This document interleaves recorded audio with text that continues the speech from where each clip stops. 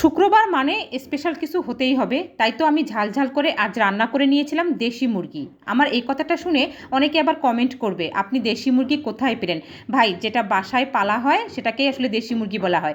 এখন আমার এই কথা শুনে অনেকে আবার কমেন্ট করবে, আপনি তো থাকেন ঢাকা শহরে বাসা বাড়িতে, আপনি কি দেশি মুরগি পালেন? না ভাই, আমি দেশি মুরগি পালি না, তবে আমাদেরও কিন্তু গ্রামের বাড়ি বলে কথা আছে, আমাদেরও কিন্তু শুভাকাঙ্ক্ষী আছে যারা আমাদেরকে ভালোবেসে পাঠিয়ে দেয়। ঠিক সেরকমই একজন শুভাকাঙ্ক্ষী আমাকে ভালোবেসে এই দেশি মুরগিটা পাঠিয়ে দিয়েছে।